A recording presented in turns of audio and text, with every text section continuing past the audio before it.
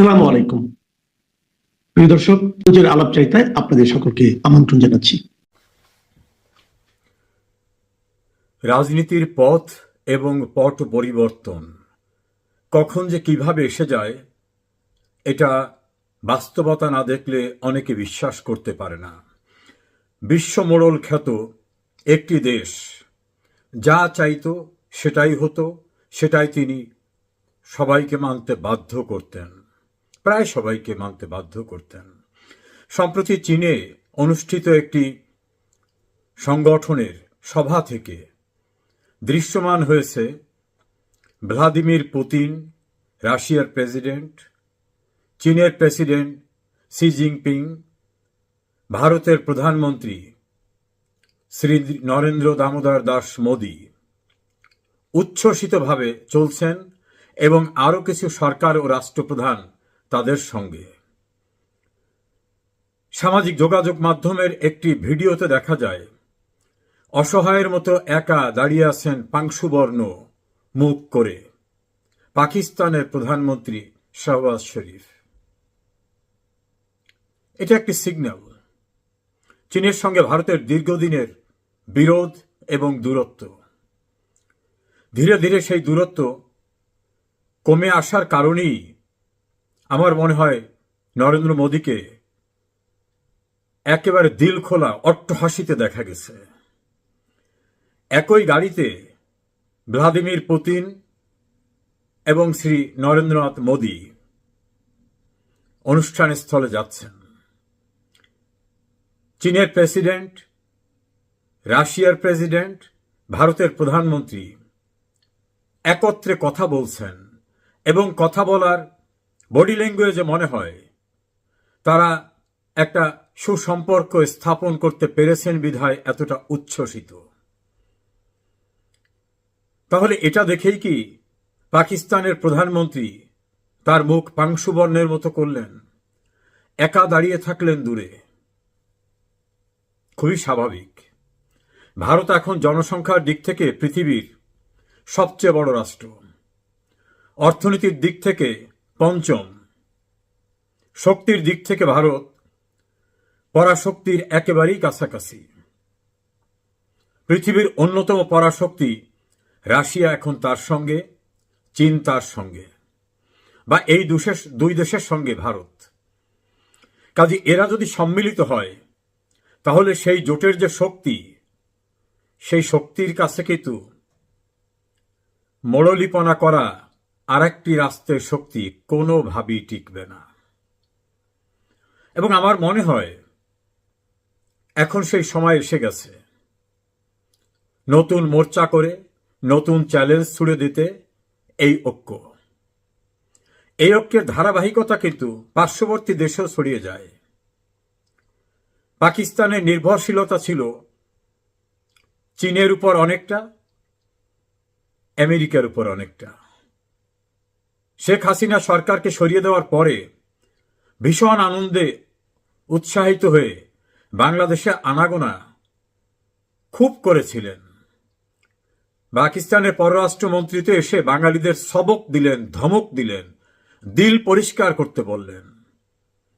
মুক্তিযোদ্ধারা বলছে দিলে এত কষ্ট, এত রক্তক্ষরণ, মা বোনের সম্ভ্রম লুটে নেওয়া, আমার ৩০ লক্ষ মানুষের রক্ত শুষে নেওয়া, শহর নগর বন্দর ধ্বংস করা, এই কষ্ট যে দিলে, সেই দিলটা পরিষ্কার হবে কিভাবে?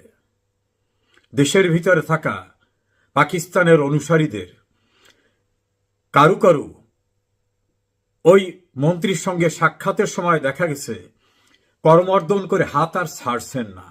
মনে হয় যেন কি পেয়ে গেছেন অমৃত। একজন মন্ত্রী, তিনি আর কিছু না, তিনি পাকিস্তানের প্রধানমন্ত্রী না, প্রেসিডেন্টও না।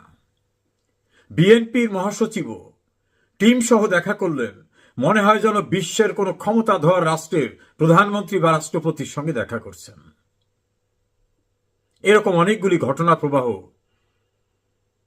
শাহবাজ শরীফের পাংশুবর্ণের চেহারা দেখার পরে বাংলাদেশে তাদের যারা উত্তরসূরি আছেন, অনুসারী আছেন, তাদের ভালো লাগার কোনো কারণ নেই। সীমান্ত নিয়ে ভারত এবং চীনের সমস্যা সমঝোতায় চলে গেছে, এমনই খবর বাইরে এসেছে। তাহলে তাদের শক্তির ঐক্য এবং তার সঙ্গে রাশিয়া, এই ঐক্যবদ্ধ শক্তিকে মোকাবেলা করতে হলে যা কিছু দরকার তা নিয়ে পাকিস্তানের পাশে কেউ দাঁড়াবে বলে মনে হয় না। পাকিস্তান নিজেই বিপন্ন। পাকিস্তানের আর্থিক অবস্থা, অবকাঠামোগত অবস্থা, আইন শৃঙ্খলা পরিস্থিতি, গণতন্ত্র সবই তো ধ্বংস হওয়া। বাংলাদেশে এসে মাতুব্বরি দেখানো, বাংলাদেশে এসে কর্তৃত্ব ফলানো, বাংলাদেশের মানুষদের সবক দেওয়া এবং ধমক দেওয়া, আর সেই সবক এবং ধমক দেখে বাংলাদেশের ভিতরে যারা উচ্ছ্বসিত হয়েছিলেন তারা কি বুঝতে পেরেছেন পরিস্থিতি কোন দিকে যাচ্ছে? রাজনীতির পথ এবং পরিক্রমা কখন কিভাবে রূপান্তর হয় তা কিন্তু বলা যায় না। 2024 সালে আওয়ামী লীগ নির্বাচন করে স্বস্তির নিঃশ্বাস ফেলেছিলেন। তাদের অনেকেই ধারণা করেছিলেন আর কোনো সংশয় নেই। যদিও প্রধানমন্ত্রী শেখ হাসিনা প্রতিনিয়তই আমার ধারণা সংশয়ে ছিলেন এবং তিনি সবসময় উচ্চারণ করতেন যে সরকারকে ফেলে দিতে চায় একটি বড় দেশ। তিনি বিভিন্নভাবে তার ব্যাখ্যা করতেন এবং তাদের প্রতিনিধি ইউনূস সম্পর্কে তিনি কথা বলতেন, মুক্তিযুদ্ধের চেতনার কথা বলতেন। তখন অনেকে বলতেন ইনি ক্ষমতায় থাকার জন্য ইউনূসের বিরোধিতা করতেছে, আর মুক্তিযুদ্ধের চেতনা চেতনা বলতে বলতে উনি চেতনার ব্যবসায়ী হয়ে গেছেন।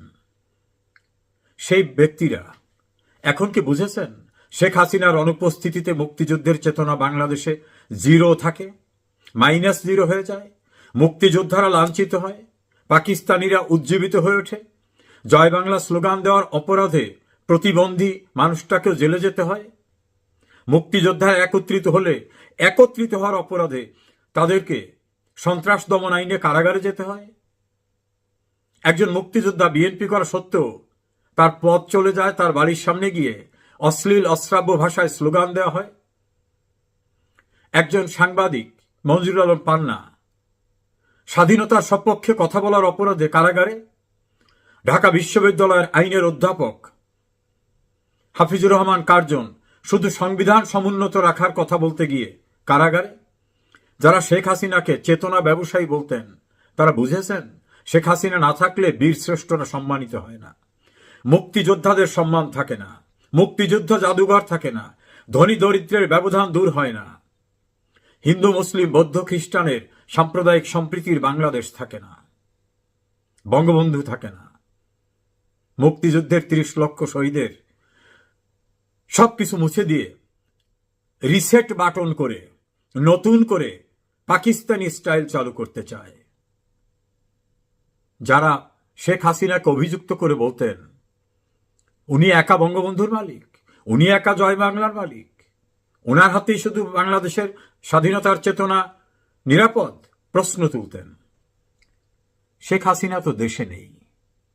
কই আপনাদের কাউকে তো টু শব্দ করতে দেখছি না, প্রেস ক্লাবের সামনে জন 20 লোক নিয়ে সেমিনার করতেও তো দেখছি না, বড় বড় বিবৃতি দিতেও তো দেখছি না। দেশের বিবৃতিজীবীরা কোথায় হারিয়ে গেলেন বোঝা গেল। এর সঙ্গে যুক্ত করে বলি, রাজনীতির পথ এবং পরিক্রমা কখন বদলাবে কেউ জানে না। বাংলাদেশে ডাকসুর নির্বাচন হতে যাচ্ছে। এই সর্বপ্রথম ভিন্ন ধারার পরাজিত শক্তিরা ডাকসুতে আসার সম্ভাবনা। শেখ হাসিনা দেশে থাকলে এই ঔদ্ধত্য, শেখ হাসিনার রাজনীতি দেশে থাকলে এই ঔদ্ধত্য কখনো তারা দেখাতে পারত না। শেখ হাসিনার সমালোচনা করা খুবই সহজ, কিন্তু শেখ হাসিনা যা করেছেন এর ধারে কাছেও কেউ যে যেতে পারেন না তা কি 2024 সালের 5 আগস্টের পর থেকে অনুধাবন করতে পারছেন আপনারা? বাংলাদেশে যারা উচ্ছ্বসিত হয়েছিলেন পাকিস্তানের আনাগোনা দেখে, বেশি উচ্ছ্বসিত হওয়ার দরকার নাই। সরকার গঠন করে স্থিতিশীল অবস্থায় থাকা শেখ হাসিনার সরকার হঠাৎ একটা দমকা ঝড়ে কেমন হয়ে গেল। যারা প্রস্তুতি নিচ্ছেন বাংলাদেশে আপনাদের স্বপ্ন সফল হবে না। শেখ হাসিনার শব্দগুলি খেয়াল করুন, অতি সম্প্রতিও তিনি বলছেন, আমি দেশে আসব, প্রত্যেকটা অপরাধের বিচার করব। শেখ হাসিনা যেটা বলেন উনি সেটা করেন। যুদ্ধাপরাধীদের বিচার করতে ওনাকে এমনকি মুক্তিযুদ্ধের পক্ষের অনেকেও নিবৃত্ত করতে চেয়েছিলেন, বলেছিলেন এত সাহস করা ঠিক হবে না। উনি করে দেখিয়েছেন। বঙ্গবন্ধুর খুনিরা, জেল হত্যার খুনিরা, বুদ্ধিজীবী হত্যার খুনিরা কি দুর্দণ্ড প্রতাপশালী হয়ে উঠেছিল। তাদের বিচার করে শেখ হাসিনা দেখিয়েছেন তিনি যা বলেন তিনি তা করেন। কেউ কেউ তো বলে বাপের বেটি। ব্যারিস্টার মওদুদ আহমেদ একবার বলছিলেন, শেখের বেটি, ও যা চাইবে ও তাই করে। অ্যাটলিস্ট অন্তত আপনারা মুক্তিযুদ্ধের চেতনায় যারা বিশ্বাস করেন, বিভিন্ন দল ও মতে আছেন, নীরবে নিভৃতে একবার ভেবে দেখেন, মুক্তিযুদ্ধের বাংলাদেশ বিনির্মাণে শেখ হাসিনা যে অভিযাত্রায় ছিলেন, সেই অভিযাত্রা ছাড়া আর কোনো বিকল্প নাই। এখনো সময় আছে, ঐক্যবদ্ধ হতে হবে। ঐক্যের কোনো বিকল্প নাই, না হলে সাম্প্রদায়িক শক্তি আমাদের গিলে খেয়ে ফেলবে। নিশ্চয়ই সেটা আমরা হতে দিতে পারি না। রাজনীতির পথ এবং পরিক্রমা দমকা হয়, অনেক সময় ভেসে যায়। বাংলাদেশ এত রক্ত দিয়ে স্বাধীনতা অর্জন করছেন, এটা বিফলে যাবে না। এখনো মুক্তিযুদ্ধের চেতনা প্রতিটি গ্রামে, প্রতিটি শহরে, নগরে, বন্দরে, প্রতিটি বাড়িতে আছে। অত্যাচার করে, নির্যাতন করে, কারাগারে পাঠিয়ে 21 বছর রাষ্ট্র ক্ষমতার বাইরে রাখা আওয়ামী লীগ আবার ঘুরে দাঁড়িয়েছে। আওয়ামী লীগ ফিনিক্স পাখির মতো শেষ হয়ে ধ্বংস থেকে আবার জেগে ওঠে। যারা মুক্তিযুদ্ধের চেতনায় বিশ্বাস করেন, আমি বলবো, সব ভুল ত্রুটি ভুলে ঐক্যবদ্ধ হন। আপনাদের ঐক্যের মধ্য থেকেই কিন্তু স্বাধীনতা এসেছিল। সেই ঐক্য আবার দৃঢ় করতে হবে স্বাধীনতা বিরোধীদেরকে বিনাশ করার জন্য। পৃথিবীর বড় শক্তি যারা বাংলাদেশকে স্বাধীন হোক চায় নাই, এমনরাও কিন্তু এখন আশা করি বুঝতে পেরেছেন কোন অবস্থানে এসেছে। সেদিন খুব দূরে নয়, প্রয়োজনে আরেকটি মুক্তিযুদ্ধ হবে। মুক্তির লড়াই তো শেষ হয়ে যায় না। সে লড়াইয়ে না হয় আমরা আবার আমাদের সর্বোচ্চ ত্যাগ স্বীকার করব। এখনো বঙ্গবন্ধু কন্যা শেখ হাসিনা আছেন। তার অভিজ্ঞ রাজনৈতিক দূরদর্শিতা, তার প্রজ্ঞা, তার অভিজ্ঞতা, তার দূরদৃষ্টি নিশ্চয়ই আমাদেরকে কাঙ্ক্ষিত লক্ষ্যে পৌঁছে নিয়ে যাবে।